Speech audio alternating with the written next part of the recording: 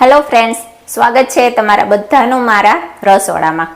તો શિયાળો હોય અને આપણે અળદિયાની રેસીપી ન બનાવીએ એવું તો બને જ નહીં। તો હું આજે તમારા માટે અળદિયાની રેસીપી લઈને આવી છું। આજે આપણે ચાસણીવાળા અળદિયા બનાવીને તૈયાર કરીશું। આની પહેલાના વિડીયોમાં મેં ગોળવાળા અળદિયાનો રેસીપી વિડીયો શેર કરેલો છે અને ચાસણી વિનાના ખાંડના અળદિયાના વિડીયો પણ શેર કરેલો છે। જો આ બંને અળદિયાની રેસીપીનો વિડીયો તમે ના જોયો હોય તો જરૂરથી જોઈ લેજો। તો આજે હું તમારી સાથે શેર કરીશ બધાના ઘરમાં બનતા એવા ચાસણીવાળા અળદિયાની રેસીપી। તો ચાલો મારી રીત હું તમારી સાથે શેર કરીશ, પરંતુ તેની પહેલા મારી ચેનલ રીનાની રસોઈને હજી સુધીમાં સબસ્ક્રાઇબ ના કરી હોય તો જરૂરથી સબસ્ક્રાઇબ કરી લેજો।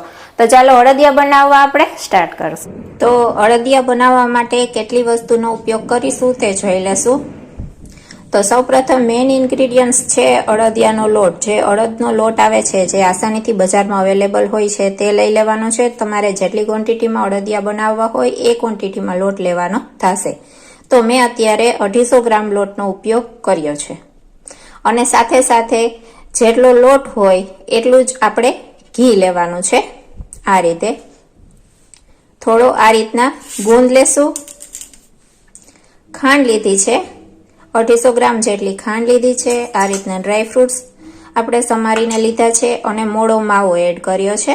મોળો માવો પણ આપણે એડ કરીશું અળદિયામાં। થોડું એલચી પાવડર છે અને અળદિયાનો મસાલો। તો એટલી વસ્તુનો ઉપયોગ કરીશું આપણે અળદિયા બનાવવા માટે। તો ચાલો અળદિયા બનાવવા આપણે સ્ટાર્ટ કરશું। સૌપ્રથમ આપણે ઘી ગરમ કરવા માટે રાખી દેશું।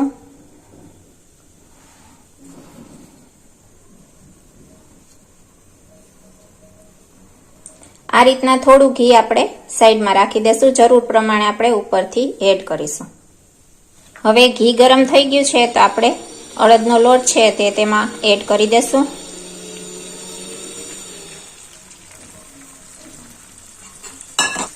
હવે આપણે લોટ છે ઘીમાં શેકી લેવાનો છે। પ્રોપર રીતે લોટ શેકાયેલો હોવો જોઈએ।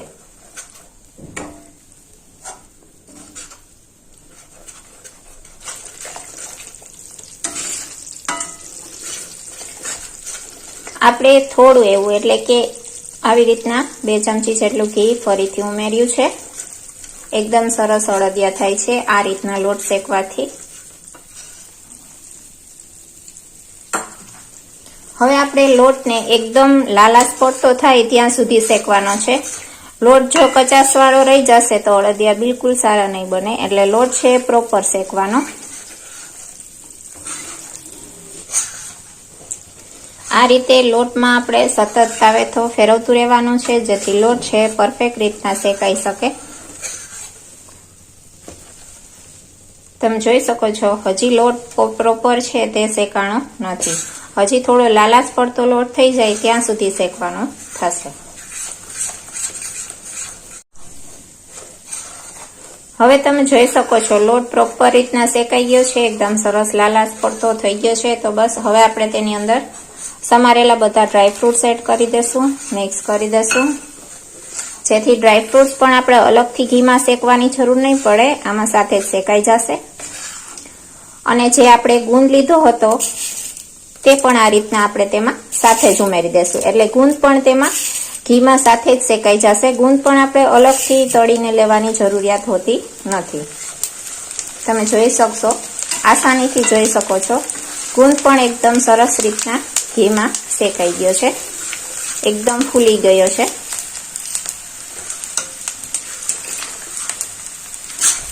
બસ હવે આપણે ગેસની ફ્લેમ છે તે બંધ કરી દેવાની છે।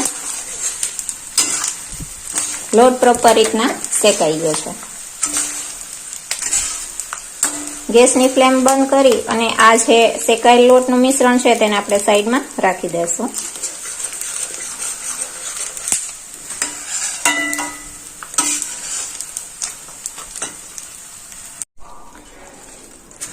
હવે આપણે આ મિશ્રણમાં મોળો માવો આપણે જે લીધેલો છે તે એડ કરી દેવાનો છે। ગેસ ઉપરથી ઉતારીને જ આપણે મોળો માવો એડ કરીશું અને મિક્સ કરી દેશું।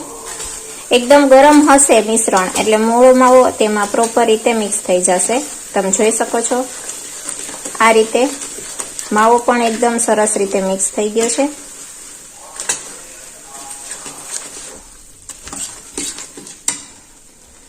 હવે તેમાં આપણે એલચી પાવડર એડ કરીશું અને અળદિયાનો મસાલો એડ કરીશું. મિક્સ કરીશું. પ્રોપર રીતે બધું મિશ્રણ છે મિક્સ કરી દેવાનું છે અને માવો પણ એકદમ સરસ રીતે મિક્સ થઈ ગયો છે. આ રીતે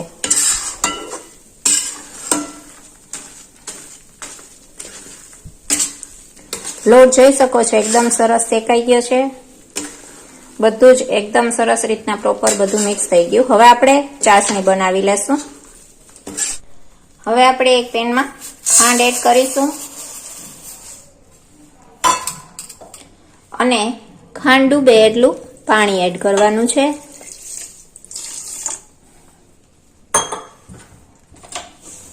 હવે આપણે ચાસણી બનાવીને તૈયાર કરીશું.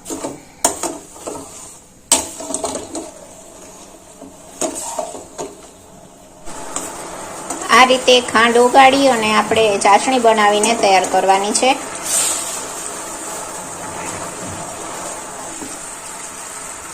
હજી આ બેટર છે થોડું પાતળું છે. હજી આપણે થોડી ઘટ ચાસણી એટલે કે એક તારની ચાસણી બનાવીને તૈયાર કરવાની છે. હવે આપણે આ રીતે થોડી ચાસણી છે તે આ રીતે કોઈ પણ વાટકામાં કે પ્લેટમાં લઈ અને ચેક કરી લેવાની. ઠરવા દેવાનું છે. 10 સેકન્ડ માટે તેને ઠરવા દેશું. ગેસની ફ્લેમ છે તે સાવ સ્લો રાખવાની છે. તો તમે જોઈ શકો છો જો આ રીતના એક તાર બનશે. બસ આપણે આ રીતના ચાસણી હવે આપણે આ ચાસણી વાળું બેટર છે તે આપણે શેકેલા લોટમાં એડ કરી દેશું. હવે ચાસણી છે તે આપણે આ રીતે શેકેલા લોટમાં એડ કરી દેશું બધી જ.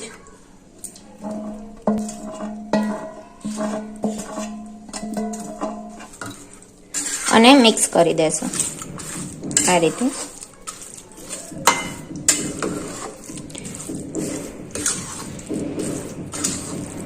તો બસ અળદિયા બનીને તૈયાર થઈ ગયા છે. ચાસણી વાળા અળદિયા બનીને તૈયાર છે. એક વખત જો તમે આ રીતના ચાસણી વાળા અળદિયા બનાવીને ટ્રાય કરશો તમારા પણ અળદિયા એકદમ પરફેક્ટ જ બનશે.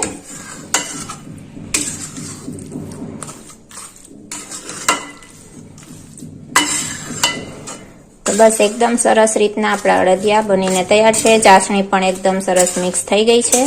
તો બસ હવે આપણે તેને થાળીમાં ઠરવા માટે સાઈડમાં રાખી દેશું. આ રીતે એક થાળી લઈ લેવાની છે.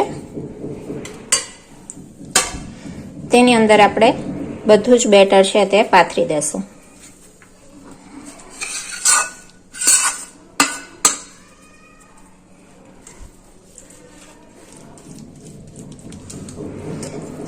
આ રીતના આપણે બેટરને પાથરી દેશું.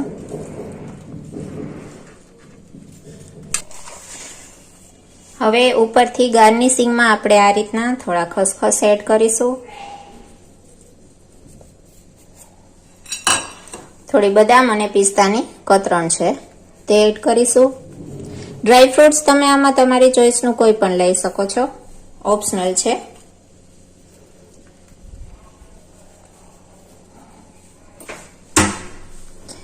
અને તેને પ્રોપર રીતે આ રીતે વાટકાની મદદથી સેટ કરી દેવાનું.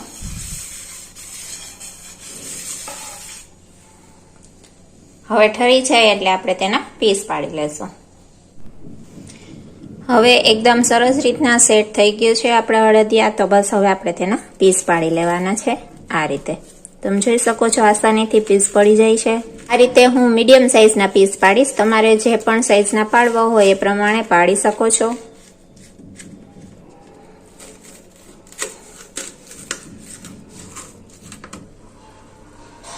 તો આ રીતે તમે જોઈ શકો છો એકદમ સરસ મજાના આપણા અળદિયા બનીને તૈયાર થઈ ગયા છે. એકદમ સરસ સોફ્ટ અને ટેસ્ટી બન્યા છે. મોઢામાં મૂકતા ચોઘડી જાય એવા ચાસણીના અળદિયા આપણે બનાવીને તૈયાર કરી લીધા છે. તમે પણ એક વખત આ રીતથી અળદિયા બનાવીને ચોક્કસ ટ્રાય કરજો. ખૂબ જ સરસ ટેસ્ટી બનશે.